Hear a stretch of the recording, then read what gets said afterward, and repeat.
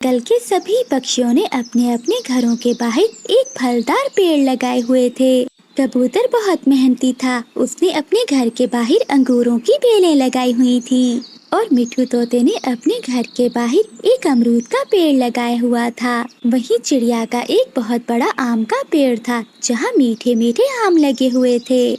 उसी जंगल में एक गोरी कौवी और कालू कौवा भी रहते थे, जो बहुत आलसी थे। उन्होंने भी अपने घर के बाहर एक सेब का पेड़ लगाया हुआ था, मगर वो कौवे अपने पेड़ की रक्षा नहीं करते थे। गोरी कौवी अपने पति से कहती है, कालू जी, अब कोई पक्षी भी हमें भोजन नहीं देता क्योंकि हम आलसी हैं। तुम जाओ दूसरे जंगल और मेरे मामा जी से कुछ पैसे उधार ले आओ। गौरी, मुझे थोड़ी सी खिचड़ी बनाकर दे दो। अगर मुझे भूख लगी तो मैं रास्ते में खा लूँगा।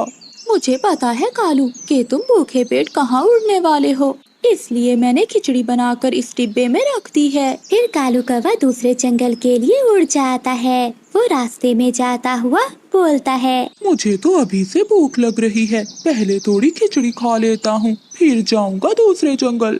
कालू कौवा खिचड़ी खाने के लिए एक बड़े पेड़ के नीचे बैठता है। वो जैसे ही खिचड़ी खाने लगता है तो वहाँ एक बूढ़ी चिड़िया आ जाती है। कौवे बेटा, मैं वो सामने सूखे पेड़ के तने में रहती हूँ। मैं कल से भूखी हूँ, मुझे कुछ खाने को दो। कौवा था तो बहुत लालची, मगर उसके पास बहुत सारी खिचड़ी थी, इसलिए वो आधी खिचड़ी बूढ़ी चिड़िया को दे देता है। लो माँ जी, ये खिचड़ी खा लो, मेरे पास बहुत है, आधी मैं खा लेता हूँ और आधी आप खा लो।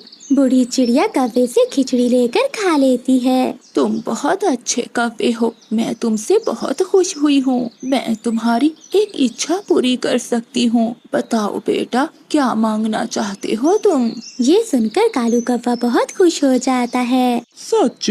क्या सच माँ जी? हाँ बेटा, मांगो, तुम क्या मांगना चाहते हो? माँ जी, मैं चाहता हूँ कि हमारे घर के बाहर जो सेब का पेड़ है उस पर मीठे मीठे सेब लग जाएं। ठीक है बेटा, जो तुमने मांगा है वो तुम्हें मिलेगा। तुम्हारे घर लौटने से पहले उस पेड़ पर सेब लग चुके होंगे। फिर कालू कौवा खुशी खुशी घर वापस लौट जाता है।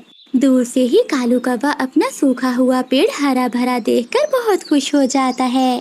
गौरी, गौरी कहाँ हो? बाहर आओ। फिर गोरी कौवी भी अपने घर से बाहर आ जाती है। हाय, मैं मर गई कालू जी, ये हमारा पेड़ कैसे हरा भरा हो गया और इस पर मीठे मीठे सेब भी लग गए हैं। फिर कालू कौवा सारी बात गोरी कौवी को बताता है। गौरी, मैंने उस बूढ़ी चिड़िया को आधी खिचड़ी दी और उसने मेरी इच्छा पूरी कर दी। गौरी, अब तुम खुश हो ना? हमारे भोजन की चिंता खत्म हुई। हाँ कालू जी, अब हम मीठे मीठे सेब खाएंगे। रात को गोरी कौवी अपने घोंसले में लेटी हुई थी। वो कालू कौवे से कहती है, पति जी, एक बात कहूँ? कहो कहो गौरी, क्या बात है? कालू जी, ये घर बहुत पुराना है। क्या हो अगर वो बूढ़ी चिड़िया हमें एक नया घर दे दे? इसके लिए मुझे कल फिर से खिचड़ी लेकर जाना होगा। कालू जी, मैं भी आपके साथ जाऊंगी। अगले दिन वो ऐसा ही करते हैं। कालू की पत्नी खिचड़ी बनाती है और वो दोनों उसी बड़े पेड़ के नीचे चले जाते हैं। फिर कालू कौवा आवाज लगाता है, बूढ़ी माँ जी, बूढ़ी माँ जी आए और खिचड़ी खा लें। कालू जी, क्या आएगी वो बूढ़ी माँ जी? वो सामने सूखे पेड़ के तने में रहती है वो माँ जी, वो मेरी बात सुनकर जरूर आएगी। फिर वो बूढ़ी चिड़िया कालू की आवाज सुनकर बाहर आती है। कौवे बेटा, मुझे तो आज भूख नहीं है। माँ जी, आप खाकर तो देखें, मैंने आज देसी घी वाली खिचड़ी बनाई है। फिर कौवे के कहने पर वो बूढ़ी चिड़िया खिचड़ी खा लेती है। बोल बूढ़ी माँ जी, अब बोल भी।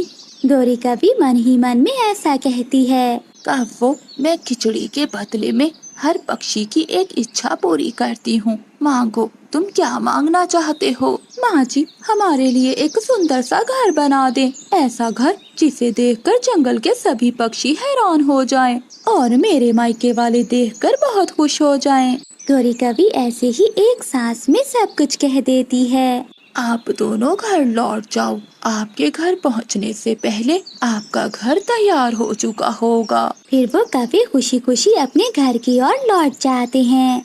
वहाँ जाकर कौवा और कवि बहुत खुश होते हैं क्योंकि वहाँ एक बहुत ही बड़ा और खूबसूरत घर बन चुका था। रानू चिड़िया, मिठू तोता और कबूतर कौवों का घर देखने के लिए वहाँ आते हैं। गोरी बहन, ये आपने कैसे नया घर बना लिया?